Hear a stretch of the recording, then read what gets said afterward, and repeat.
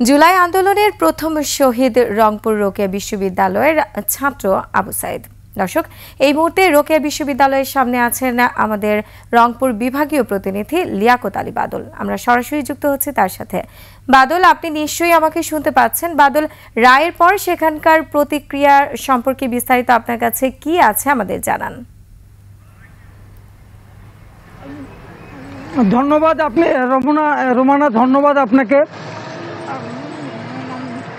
আপনি যেটা বলছিলেন সেটা হচ্ছে যে এই জুলাই আন্দোলনের যে শুরুটা হয়েছিল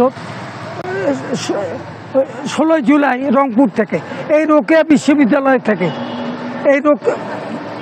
এইখানে সেদিন এই রোকেয়া বিশ্ববিদ্যালয়ের শিক্ষার্থী শহীদ আবু সাইদ, আমি যেখানে দাঁড়িয়ে আছি ঠিক তার 10 গজ সামনে এইখানে দাঁড়িয়ে উনি দুই হাত প্রসারিত করে উনি বলেছিলেন গুলি করলে গল, যে গুলি করলে কর। এবং তার এই বুক চেতিয়ে কথা বলার সাথে সাথে আমার ঠিক পিছন থেকে পুলিশ তাকে লক্ষ্য করে গুলি করে এবং সেই গুলিতে উনি লুটিয়ে পড়েন। তারপরে ওনাকে নিয়ে শিক্ষার্থীরা উদ্ধার করে রংপুর মেডিকেলে নিয়ে যায় এবং নিয়ে যাওয়ার পরেই উনি প্রতিমধ্যে উনি নিহত হন।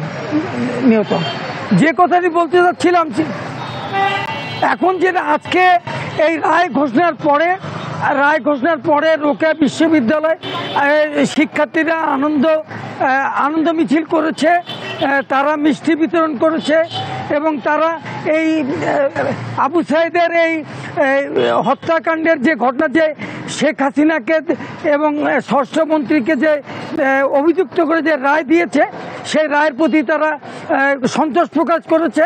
সেই সাথে তারা এই রায় দ্রুত তাকে ভারত থেকে ডেকে নিয়ে এসে তার রায় কার্যকর করার দাবি জানিয়েছে। জি, তো এই ছিল। লিয়াকত আলী বাদল, আপনাকে ধন্যবাদ।